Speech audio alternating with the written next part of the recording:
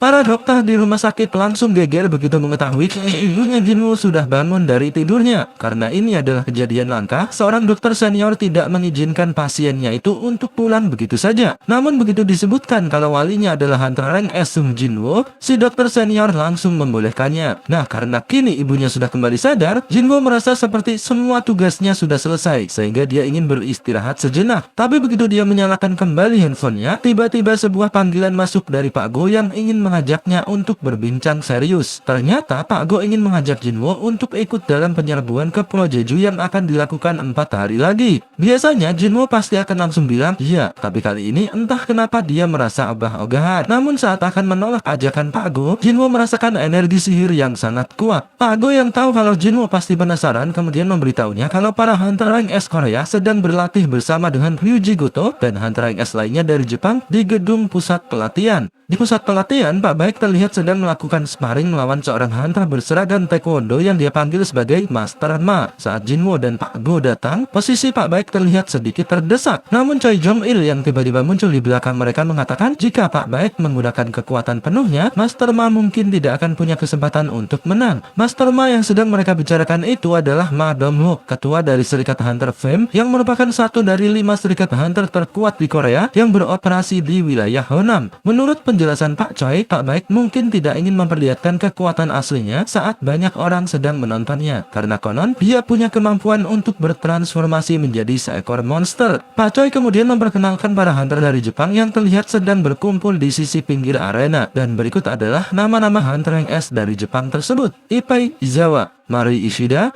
Ken Tanaka, Minoru Hoshino, Atsushi Kumamoto, Kanai Tawata, Tatsumi Fujishima, Kei Akari Shimizu, dan Ryuji Goto.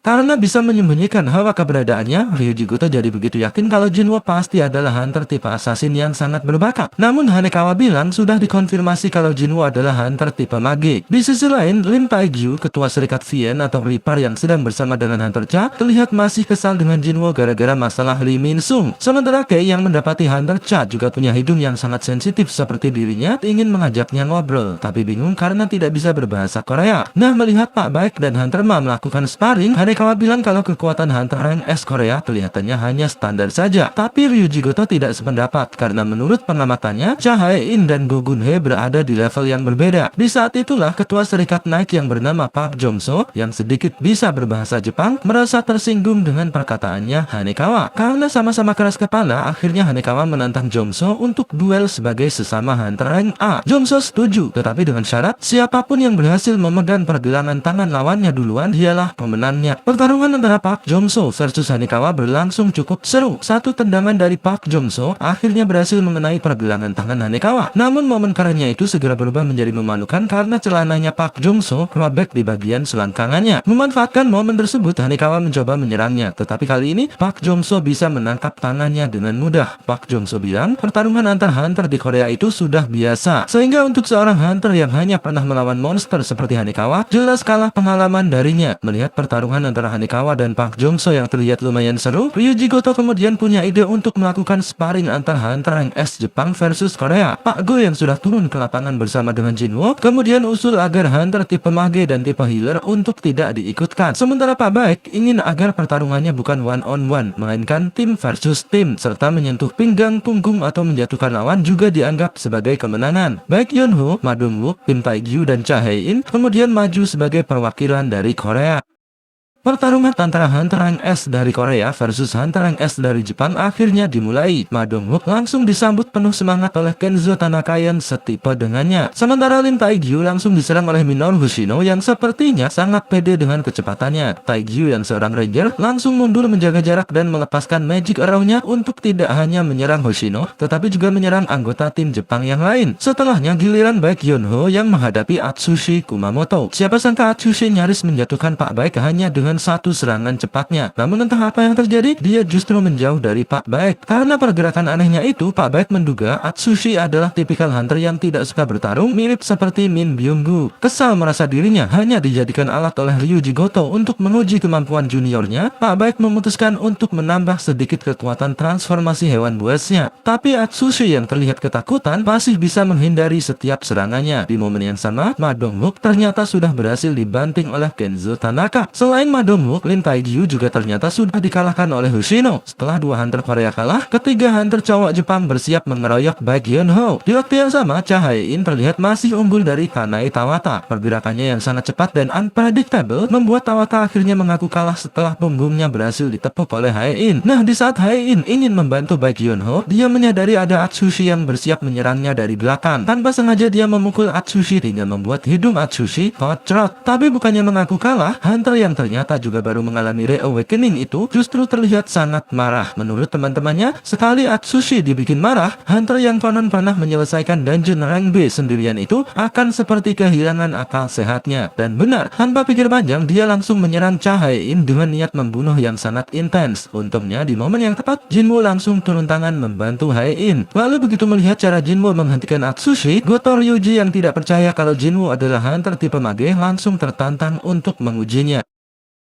Dengan menangkap aura yang Ryuji pancarkan, Jinwoo sudah tahu apa yang dia mau. Kesempatan bagus nih untuk mengetes sekuat apa dirinya sekarang setelah menaklukkan Demon Castle. Melihat Jinwoo tersenyum saja, Ryuji sudah merasa tersinggung. Apalagi begitu mendengar dari Hanekawa kalau Jinwoo mau sparring dengannya, asalkan dia mengeluarkan seluruh kekuatannya. Makin menyalalah matanya Ryuji. Dia pikir hal itu tidak akan jadi masalah karena ada healer rank S di dalam kelompoknya yang nanti bisa memberi P3K jika Jinwoo sampai terluka. Nah, meski lawannya adalah hunter terkuat Jepang, para hunter rank S Korea sama sekali tidak berniat menghentikan keputusan Jinwoo karena mereka semua juga penasaran sekuat apa Jinwoo yang sebenarnya. Dan pertarungan pun langsung dimulai dengan serangan kejutan dari Goto Ryuji yang menyasar bagian matanya Jinwoo. Jinwoo yang sebenarnya masih belum siap, untungnya punya refleks yang sangat cepat untuk menghindarinya. Dengan pergerakan yang selincah itu, Ryuji jadi semakin yakin kalau Jinwoo bukanlah seorang hunter tipe mage. Tujuan Ryuji pun kini berubah dari hanya ingin mengetes kekuatan Jinwoo jadi ingin mengungkap semua rahasianya. Jinwoo sebenarnya juga sadar kalau kekuatan Ryuji berada di atas rata-rata hunter rank S lainnya. Namun dengan levelnya yang sekarang, Jinwoo bisa menghindari setiap serangannya Ryuji dengan mudah. Melihat Jinwoo tersenyum lagi, Ryuji jadi semakin emosi, yang mana hal itu membuat semua hunter yang menyaksikannya jadi mulai khawatir dan merasa perlu untuk segera menghentikannya. Nah, karena tersulut emosi yang meledak-ledak, niat membunuh Ryuji jadi semakin intens. Hal itu jelas membuat Jinwoo menjadi panik, apalagi setelah satu serangannya Ryuji berhasil menggores pipinya. Jinwoo takut niat membunuh yang semakin kuat yang Ryuji pancarkan akan membuat sistem menganggapnya sebagai ancaman dan memberi Jinwoo quest dadakan seperti saat insiden dengan Hwang Dong-suk dan Kang Tae-sik dulu. Maka dari itu, Jinwoo memutuskan untuk berhenti bermain-main dan langsung menangkap ujung jarinya Ryuji Goto untuk menghentikan serangannya. Karena Jinwoo hanya memegang ujung jarinya, bukan pergelangan tangannya untuk membuatnya kalah, Ryuji jadi merasa semakin diremehkan. Untungnya, sebelum keduanya nyaris bunuh-bunuhan, para hunter langsung melerai dan menghentikan mereka berdua. Pak Baek dan Hunter Cha bilang Goto Ryuji adalah orang yang akan memimpin para hunter dari Jepang dalam misi penyerbuan ke Pulau Jeju dalam beberapa hari ke depan. Jika terjadi sesuatu kepadanya dalam sesi latihan ini, maka tidak bisa dibayangkan seperti apa konsekuensinya nanti. Maka dari itu, semuanya sepakat duel Sung Jinwoo versus Goto Ryuji harus dihentikan. Setelah situasinya mereda, Ma Dong-wook mendekati Jinwoo dan menawarinya untuk bergabung dengan para hunter tipe petarung yang ada di Serikat Fame jika dia masih belum memutuskan ingin bergabung dengan serikat yang mana. Choi Jong-il yang masih juga belum paham sikon, langsung berteriak sinis kepada Ma Dong-wook dengan mengatakan kalau Jinwoo adalah seorang hunter tipe mage. Nah, setelah pertarungan itu, Jinwoo akhirnya sadar, meski mereka semua adalah hunter rank S, tetapi tidak ada satupun dari mereka yang sadar kalau sudah ditempeli oleh tentara bayangannya, bahkan termasuk Goto Ryuji sendiri. Maka dari itu, Sung Jinwoo kemudian memberitahu Pak Go apa keputusannya terkait penyerbuan ke Pulau Jeju. Sementara itu, kondisi Goto Ryuji terlihat shock dan bercucuran keringat dingin.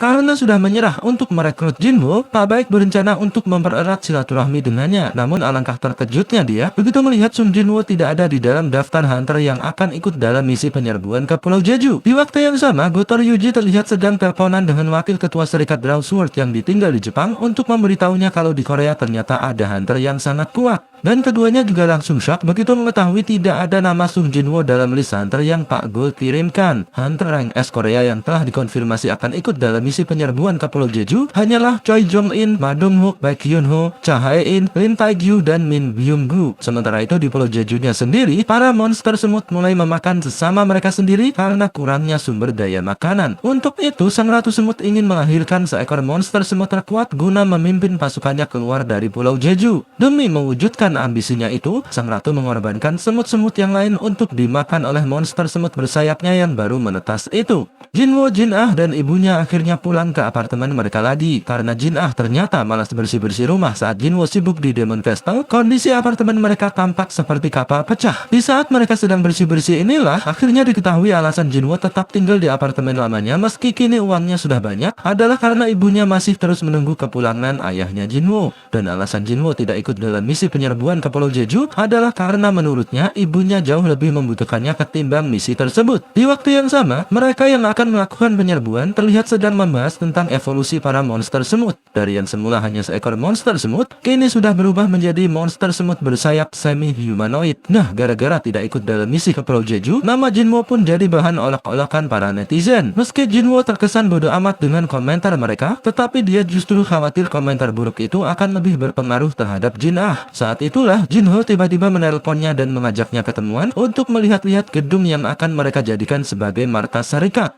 Karena berencana membuat sebuah serikat, Jinho pikir hal pertama yang perlu dia lakukan adalah menemukan sebuah kantor yang layak. Dan kebetulan Jinho menemukannya di lokasi yang tidak begitu jauh dari apartemen tempat Jinho tinggal. Di momen inilah Jinho memberitahu Jinho kalau ada orang asing yang mencarinya. Sambil menyerahkan kartu nama yang dia berikan kepada Jinho, Jinho bilang si orang asing ini hanya akan berada di Korea selama beberapa hari saja. Namun saat Jinho akan menerimanya, sesuatu yang sepertinya buruk terjadi di lingkungan rumahnya. Dan dalam sekejap mata, Jinho langsung bertukar tempat dengan prajurit bayangannya yang ada di TKP. Dan tanpa perlu effort yang berarti, Jinwo berhasil mengatasinya dengan baik. Keesokan harinya, misi penyerbuan ke Pulau Jeju akhirnya dimulai. Helikopter yang membawa para hunter terlihat sudah hampir sampai di TKP. Sementara Gotoro Yuji terlihat masih merenung, mengingat-ingat momen saat bertarung melawan Jinwo. Ternyata yang membuat Ryuji Goto bercucuran keringat dingin di chapter sebelumnya adalah karena dia merasakan sensasi seperti pasti akan mati di tangan Sung Jinwo.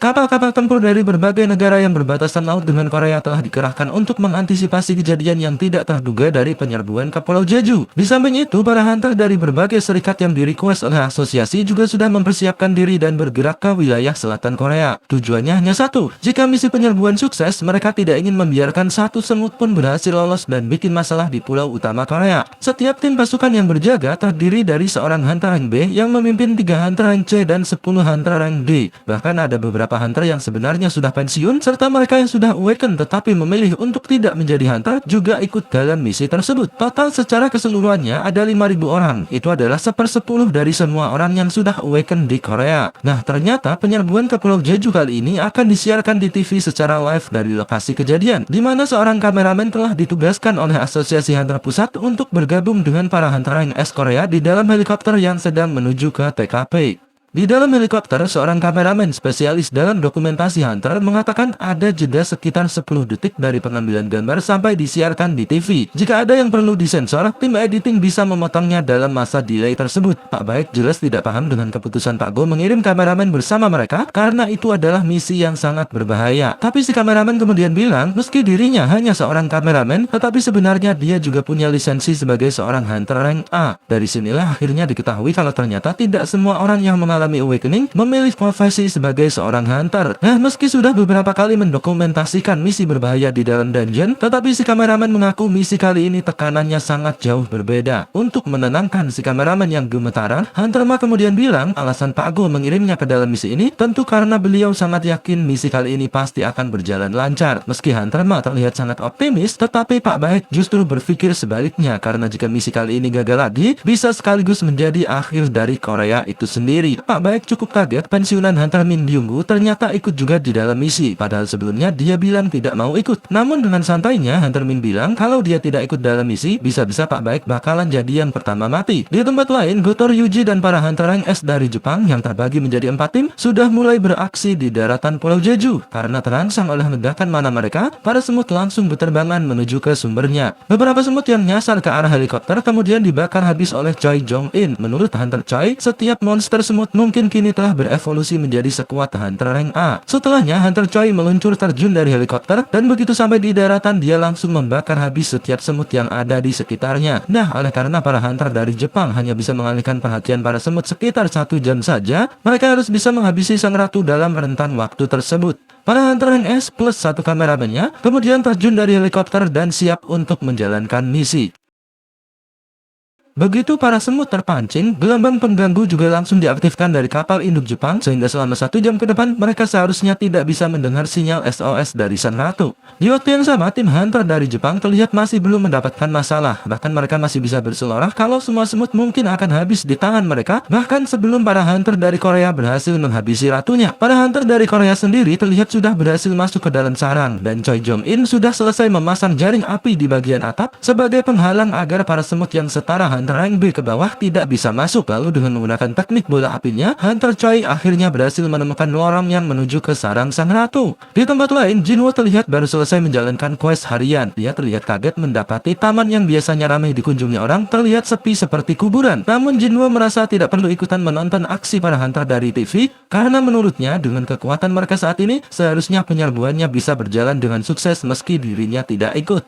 Karena bisa mengatasi semut-semut penjaga dengan mudah, Hunter Min jadi mempertanyakan apakah ratu semutnya masih ada di dalam sarang atau tidak. Karena yang dia tahu, banyak kasus di mana raja akan kabur meninggalkan rakyatnya demi bisa menyelamatkan diri. Tapi benar kata Pak Baek, mereka itu cuma semut. Mereka tidak tahu hal yang begitu kuat. Nah, para hunter akhirnya sampai di sebuah ruangan di mana terdapat banyak sekali telur semut yang siap menetas. Dari semua telur itu, ada satu telur yang ukurannya paling besar yang terlihat sudah menetas. Di waktu yang sama, Kenzo dari tim C Jepang akhirnya kembali menemui Shimizu dan Tatsumaki dalam kondisi yang tidak sedap dipandang. Menurut Kenzo, para semut itu sepertinya bisa menyusun strategi untuk menyerang, karena mereka menyerangnya dengan berbagai formasi. Meski berhasil menghabisi 30-an monster semut, pinggul dan pundaknya mengalami sedikit luka. Makanya dia meminta Shimizu untuk segera menyembuhkannya. Namun beberapa detik setelah mereka bercanda, Shimizu tiba-tiba sudah wallahu a'lam, disusul Kenzo dan Tatsumi, yang mana kepala dari ketiganya dipisahkan dari tubuhnya oleh sosok yang masih misterius. Kerjasama apik Hunter Ma dengan Hunter Cha berhasil mengalahkan cyber semut penjaga ratu yang cukup merepotkan. Selain karena kulit mereka yang cukup keras, menurut Hunter Cha, para semut itu juga masih bisa hidup selama 10 menit meskipun kepalanya sudah dihancurkan. Sehingga Hunter Min mengingatkan para hunter yang lain agar jangan lupa memotong kaki dan tangan para monster semut itu. Nah, berdasar dari pengamatan Pak Baek, para semut penjaga yang sudah mereka kalahkan itu sepertinya hanyalah semut penjaga generasi pertama. Semut penjaga generasi kedua dan seterusnya sepertinya akan lebih merepotkan daripada mereka. Dengan hal itu, Hunter Min langsung berinisiatif untuk memberi buff kepada rekan-rekannya. Dengan buff yang dia berikan, Hunter Cha dan yang lainnya akan bisa mengalahkan para monster semut itu meskipun masing-masing dari mereka harus bertarung melawan 10 semut sekaligus. Dan meski dirinya adalah seorang healer, tetapi sejatinya Hunter Min punya kekuatan tempur setara dengan Hunter rank A. Sehingga jika ada semut yang masih belum mati sempurna, dia masih bisa membantu untuk menyelesaikannya. Namun sebagai rekan yang baik, Pak Baek tidak akan membiarkan hal itu terjadi. Setelah komunikasi dengan tim C tiba-tiba terputus, Ipei, Izawa, dan Kei ditugaskan untuk mengecek situasinya di TKP, dan alangkah terkejutnya mereka begitu melihat rekan-rekan mereka sudah tewas dalam kondisi yang sangat mengenaskan. Kei yang punya hidung super sensitif kemudian langsung muntah-muntah karena mencium aroma yang sangat super busuk sekali yang asalnya dari dalam hutan. Lalu dengan menggunakan sihir esnya, dia mencoba menyerang objek tersebut. Namun nahas, Kei malah berakhir seperti rekan-rekannya di tim C. Di dalam dungeon, meski butuh waktu lebih lama, segerombolan semut penjaga akhirnya berhasil dihabisi. Berkat buff yang Hunter Min berikan, Hunter Cha jadi bisa menghabisi semut 2 kali lebih banyak dari Pak Baek. Setelahnya, Hunter Cha mencium aroma busuk yang dia yakin berasal dari Sang Ratu. Lalu dengan menggunakan mata buasnya, Pak Baek mengonfirmasi hal tersebut. Menurut Pak Baek, posisi Ratu dilindungi oleh 8 semut penjaga yang kekuatannya setara dengan Hunter rank S. Maka dari itu, semuanya berniat all out untuk yang satu ini. Termasuk Pak Baek yang sudah tidak ragu lagi untuk bertransformasi ke wujud monster buasnya secara penuh. Setelah menyerahkan urusan para semut kepada Hunter Cha dan yang lainnya, Hunter Ma pergi sendirian untuk menahan Sang Ratu. Karena pertarungan sudah mulai memasuki klimaks, jumlah penonton live di TV naik hingga 80%. Namun saat si kameramen akan merekam dari jarak yang lebih dekat seperti instruksi produsernya, Hunter Min langsung mencegahnya. Sadar kekuatan tempur Hunter Min lebih kuat darinya, si kameramen akhirnya setuju untuk membatalkan niatnya itu. Nah, semua orang yang menonton siaran tersebut terlihat mulai optimis kalau misi kali ini pasti akan berhasil. Setelah dikonfirmasi kalau semua semut penjaga Ratu telah berhasil dikalahkan. Kini para hunter tinggal bekerja sama untuk menghabisi Sang Ratu. Namun sesaat sebelum menjelang ajalnya, Sang Ratu semut mengeluarkan semacam teriakan SOS yang membuat sinyal pengganggu dari Asosiasi Hunter Jepang langsung terputus. Akibatnya para semut mulai bergerak kembali menuju ke lokasi ratu mereka berada saat ini. Lalu sesaat setelah Hunter Cha berhasil mencabut nyawa Sang Ratu, Hunter Choi merasakan jaring apinya sudah rusak dan sesosok monster semut yang sangat mengerikan tiba-tiba muncul di TKP. Kemunculan seekor monster semut humanoid di kamar sang ratu membuat semua hunter Ring S Korea langsung merasa terintimidasi. Setelah memastikan kalau sang ratu beneran tewas, si monster semut langsung memancarkan aura kemarahannya. Dan hunter Cha yang sudah kelelahan, tulang-tulangnya langsung dibikin remuk dengan satu koplokan mautnya. Setelah itu hunter Ma yang masih kelihatan shock langsung diamputasi kaki dan tangannya. Lalu Pak Baek dan hunter Choi menjadi korban berikutnya. Hunter Lim juga langsung dikoplok sekarat setelah panah sihirnya gagal melukai si monster. Namun berkat kemampuan healing dari Hunter Min, Hunter Ma bisa pulih kembali untuk bertarung melawan si semut. Hunter Min sendiri merasa posisinya sudah aman karena dia menggunakan skill kamuflase. Meski dirinya tidak bisa bergerak lagi setelah menggunakan skill tersebut, tetapi selama para hunter masih berada di dalam jangkauannya, dia akan bisa menyembuhkan mereka kembali. Tapi ternyata dugaannya itu salah. Meski teknik kamuflasenya masih aktif, si monster semut ternyata tetap bisa mendeteksi keberadaannya. Dan begitu lokasinya terdeteksi, tanpa ampun si monster semut langsung melebangi tubuh Hunter Min dengan satu tangannya. Setelah menjebol tubuh Hunter Min, si monster semut kemudian memakan kepalanya. Hal itu tentu saja membuat Pak Baek begitu marah dan tanpa pikir panjang langsung menerjang ke arah si monster semut. Meski sudah berubah ke mode buasnya secara penuh, si monster semut bisa dengan mudah mencengkeram leher Pak Baek bahkan hanya dengan satu tangannya saja. Dan yang lebih mengerikan lagi, setelah memakan mangsanya, si monster semut ternyata bisa menyerap kekuatan dan pengetahuan dari mangsanya itu. Kini si monster semut bisa berbicara bahasa Korea, di mana setelahnya dia bertanya kepada Pak Baek di mana raja mereka. Saat itulah si monster semut tiba-tiba berpikir kalau rajanya pasti ada di luar sarang. Ternyata raja yang dimaksud oleh si semut adalah hunter terkuat yang ada di Pulau Jeju, di mana sosok yang terdeteksi oleh radar si semut tidak lain dan tidak bukan adalah Goto Ryuji. Nah, begitu si monster semut pergi mengincar Yuji, Pak Baek langsung berniat untuk membawa semuanya keluar dari sarang sebelum si monster kembali. Namun sayang, para monster semut sudah keburu masuk ke dalam sarang mereka lagi. Pihak televisi jadi frustasi gara-gara kemunculan seekor semut yang langsung membantai semua hunter Ring S Korea. Akibat tragedi tersebut, siaran langsung di TV mereka terpaksa dihentikan di tengah jalan. Namun kemunculan seseorang yang tiba-tiba membantu para hunter memberinya harapan baru. Dengan mempertaruhkan segalanya, sang produser memutuskan untuk melanjutkan kembali siaran langsung mereka. Seseorang yang tiba-tiba muncul tersebut tidak lain adalah Sung Jin-woo, yang bisa tiba-tiba berada di TKP setelah bertukar tempat dengan salah satu bayangannya yang dia tempelkan di tubuh para hunter Ring S Korea. Dengan golok Raja Iblis Baran di kedua tangannya, serta tentara bayangan yang ada di belakangnya, Jinwoo membabat habis setiap monster semut yang datang menyerang. Setelahnya, dia mengekstrak jiwa monster-monster semut itu untuk dijadikan sebagai tentara bayangannya yang baru. Di saat tentara bayangan lama dan barunya sibuk melawan para semut, Jinwoo menghampiri para hunter yang terluka dan memberi mereka ramuan pemulihan. Ramuan tersebut berfungsi dengan baik kecuali kepada hunter Cha yang sudah dalam kondisi koma. Di momen kritis itulah si monster semut datang lagi untuk mencari raja yang sejati. Jinwoo dan si monster semut akhirnya berhadapan secara langsung, di mana kesan pertama si semut langsung bilang kalau aura Jinwoo sangat mengerikan. Nah, 5 menit sebelum kejadian, siaran langsung penyerbuan ke Pulau Jeju tiba-tiba terputus. Beberapa saat setelahnya diberitakan kalau Hunter Min Byung-gu telah dikonfirmasi gugur, sementara nasib hunter yang lainnya masih belum ada kejelasan. Lalu siaran langsung tiba-tiba dilanjutkan kembali begitu Jinwoo muncul di PKP. Di sisi lain, setelah komunikasinya dengan Goto Ryuji tiba-tiba terputus, pihak Asosiasi Serikat Hunter Jepang langsung geger. Apalagi setelahnya diketahui kalau para hunter dari Korea ternyata masih hidup, dan seseorang yang memiliki aura yang sangat kuat tiba-tiba muncul dan bertarung melawan si monster yang bahkan Goto Ryuji saja tidak bisa menghadapinya. Sementara itu di rumahnya Jinwoo, ibunya terlihat heran kenapa TV di rumahnya tiba-tiba mati total. Jin Ah yang curiga dengan kelakuan opanya kemudian masuk ke dalam kamar dan langsung berteriak histeris begitu melihat Jinwoo sudah masuk di dalam siaran langsung. Sementara di gedung Asosiasi Hunter Korea, Pak Go terlihat sangat bersemangat begitu melihat Jinwoo muncul di layar monitor.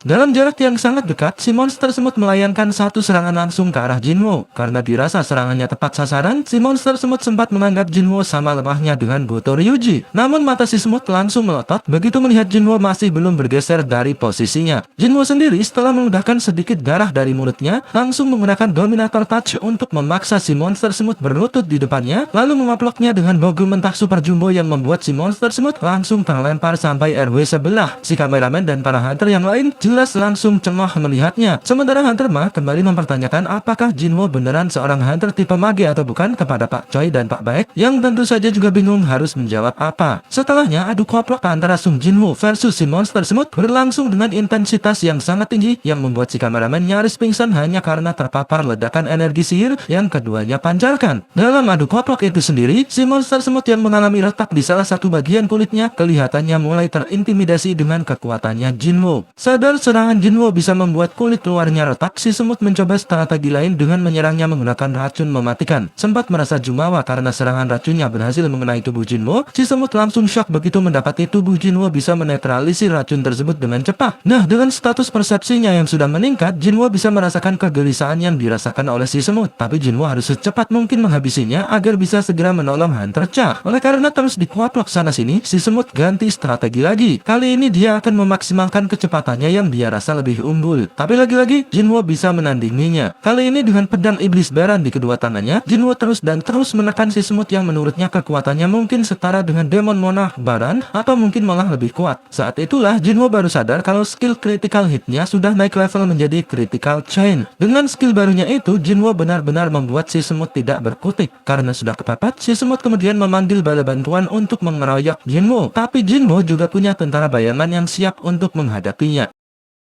Satu persatu pasukan semut yang menyerang dibantai habis oleh tentara bayangannya Jinwo. Untuk mempersingkat waktu, Jinwo kemudian menyuruh Tusk untuk menggunakan Orb of Avarice. Namun Jinwo mewanti-wanti Tusk jika sampai serangannya mengenai para manusia, dia tidak akan pernah mensummonnya lagi. Tusk kemudian membakar para semut dengan nafas apinya. Para hunter jelas sangat kaget melihat betapa kuatnya prajurit bayangan yang Jinwo panggil. Namun si monster semut lebih kaget lagi, karena selama ini dia selalu merasa sebagai pemuncak rantai makanan yang bisa terus bertambah kuat dengan menyerap kemampuan mangsanya. Dia bahkan merasa sudah menjadi sang monark. Tapi untuk pertama kalinya, insting binatang si semut menyuruhnya untuk segera kabur. Lalu setelah menyembuhkan diri dengan kemampuan healing yang dia dapat setelah memangsa Hunter Min, si semut langsung terbang secepat dan sejauh mungkin dari TKP. Tapi dengan menggunakan skill Dominator Touch-nya, Jinwo bisa dengan mudah menepuk jatuh si semut. Setelah si semut nyungsep, Jinwo langsung menghabisinya dengan menggunakan skill Critical Chain. Begitu si semut dikonfirmasi kalah, Jinwo langsung mendapatkan kenaikan level lagi. Setelah si monster semut dikalahkan, Pak Baik langsung memberitahu Jinwo kalau kondisi Hunter Cha semakin memburuk. Jinwo pikir dia harus segera menemukan seorang healer untuk menyembuhkannya. Namun dia belum bisa menggunakan skill pertukaran bayang lagi karena masa cooldownnya masih belum selesai. Terlebih lagi, Jinwo juga belum pernah mencoba membawa seseorang berpindah tempat bersamanya menggunakan teknik tersebut. Jika Hunter Cha dibawa terbang dengan menaiki kaisel, waktunya juga belum tentu cukup. Jinwo yang sempat berpikir untuk mencari healer dari tim hunter Jepang yang mungkin masih hidup, tiba-tiba mendapatkan sebuah ide. Setelah menyuruh si kameramen mematikan kameranya, Jinwo langsung memerintahkan tentara bayangannya untuk mencari tubuh Hunter Min. Ternyata, Jinwo bermaksud membangkitkan jiwa Hunter Min lalu menyuruhnya untuk menyembuhkan Hunter Cha. Awalnya, jiwa Hunter Min seakan menolak panggilan Jinwo. Namun setelah Jinwo bilang ada nyawa seseorang yang perlu untuk diselamatkan, jiwa Hunter Min bersedia untuk dibangkitkan.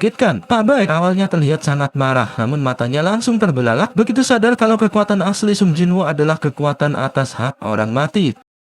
Melihat jiwa Hunter Min bangkit, Hunter Choi curiga Jinwo bisa menggunakan kekuatan dari orang yang sudah dia bangkitkan. Ajaibnya, tanpa diperintah terlebih dahulu, bayangan Hunter Min langsung berjalan mendekati Hunter Cha lalu mengobatinya. Melihat hal itu, Jinwo langsung paham betapa baik hatinya Hunter Min semasa dia masih hidup. Si kameramen juga akhirnya paham kenapa dia disuruh mematikan kameranya, karena kemampuan membangkitkan orang mati memang lebih baik tidak diketahui oleh publik. Hunter Choi juga akhirnya sadar Jinwo akan terus bertambah kuat seiring bertambah kuatnya musuh-musuh yang dia hadapi. Karena Hunter Min sudah terlanjur dibangkitkan, Pak Baik kemudian meminta Jinwo agar jangan memaksanya untuk terus bertarung. Karena sejatinya Hunter Min tidak suka dengan kekerasan. Melihat ketulusan Pak Baik, Jinwo kemudian memutuskan untuk membatalkan kebangkitan Hunter Min setelah nyawa Hunter Cha dipastikan tertolong. Setelahnya jemputan helikopter sudah datang. Jinwo meminta para hunter untuk meninggalkan pulau terlebih dahulu karena masih ada yang ingin Jinwo lakukan. Lalu dengan menaiki kaisel, Jinwo menghabisi semut-semut yang berterbangan guna membukakan jalan bagi helikopter. Di sebuah kapal perang, Hoshino terlihat masih trauma karena melihat Goto Ryuji dibantai di depan matanya. Ia yakin misi kali ini pasti sudah gagal segagal-gagalnya. Sebelum Sugimoto memberitahunya kalau pihak Korea sudah mengkonfirmasi misinya berakhir sukses. Sementara itu di Pulau Jeju, saat Jinwo mengecek inventorinya, dia baru sadar kalau ada longsword Raja Iblis Baran yang belum pernah dia pakai. Akhirnya dia memakai pedang tersebut untuk membereskan semua telur semut yang masih tersisa. Sementara itu di suatu tempat, direktur dari birokrat manajemen Hunter Amerika terlihat terkagum-kagum melihat siaran ulangnya Jinwo. Seorang agen yang bernama Michael Connor sengaja menunjukkan video tersebut kepadanya karena dia yakin sang direktur pasti akan tertarik untuk merekrutnya. Dan salah satu senjata yang akan Amerika gunakan untuk merayu Jinwo adalah informasi tentang ayahnya Jinwo yang tidak dimiliki oleh negara manapun. Di waktu yang sama, setelah membersihkan semua telur semut, Jinwo berjalan mendekati mayat si semut terkuat untuk membangkitkannya. Kini, Jinwo memiliki seorang jenderal di dalam pasukan bayangannya. Setelah sukses membangkitkan si Raja Semut, Jinwo bermaksud ingin segera membangkitkan ratunya. Namun langkahnya langsung terhenti karena si Raja Semut tiba-tiba berbicara dan meminta Jinwo untuk memberinya nama. Jinwo jelas heran karena baru kali ini ada prajurit bayangan yang bisa berbicara. Padahal Iron, Tusk, dan Hunter Min yang sebelumnya juga bisa berbicara, jadi hilang kemampuannya itu setelah dibangkitkan sebagai prajurit bayangan. Jinwo kemudian mengambil kesimpulan prajurit bayangannya yang lain kelak mungkin juga akan bisa berbicara jika sudah promosi ke level jenderal. Karena merasa situasinya agak aneh, Jinwo kemudian bertanya kepada si semut, apakah dia bisa menjadi pengikut yang setia dan patuh kepada orang yang telah membunuhnya. Si semut kemudian bilang kalau dia tidak dibunuh, melainkan dihidupkan kembali oleh Jinwo. Setelah mendengar penjelasan tersebut, Jinwo tiba-tiba teringat dengan pengarang novel The Ends yang bernama Bernard Werber, sehingga dia memutuskan untuk memberi nama si Jenderal Semut Beru. Selanjutnya, Jinwo berjalan mendekati mayat sang ratu lalu membangkitkannya. Namun begitu sang ratu bangkit, kondisi para prajurit semut bayangannya Jinwo jadi aneh. Ratu semut yang Jinwo bangkitkan levelnya juga jenderal seperti Beru. Menurut Beru, kemampuan utama seorang ratu adalah mengendalikan seluruh koloninya. Dengan bangkitnya sang ratu, puncak komando prajurit semut bayangan otomatis beralih di bawah kendalinya. Selain itu, kekuatan si ratu semut yang sangat besar pada dasarnya hanya digunakan untuk bereproduksi. Namun karena sudah menjadi prajurit bayangan, dia jadi kehilangan kemampuannya itu. Karena tidak ada faedahnya lagi membangkitkan si ratu semut, Jinwo memutuskan untuk membatalkan ekstraksinya. Setelahnya, melalui info yang Beru berikan, saat ini masih ada 4.000-an semut yang tercerai-berai karena kehilangan pemimpinnya. Jinwo kemudian memberi tugas kepada Beru untuk membasmi semut-semut tersebut. Di waktu yang sama, para hunter dan kapal perang yang tengah berjaga di tengah lautan mulai dikerubuti oleh para semut yang kabur. Tidak sedikit dari para semut itu yang bahkan sudah terbang sampai ke pesisir pantai pulau utama Korea. Dan kelompoknya Pak Song dan Juhek yang ketibanan apes diserbu rombongan semut tersebut. Namun entah apa yang terjadi, rombongan semut itu tiba-tiba dicincang oleh sesuatu yang bergerak sangat cepat yang tidak lain adalah Beru.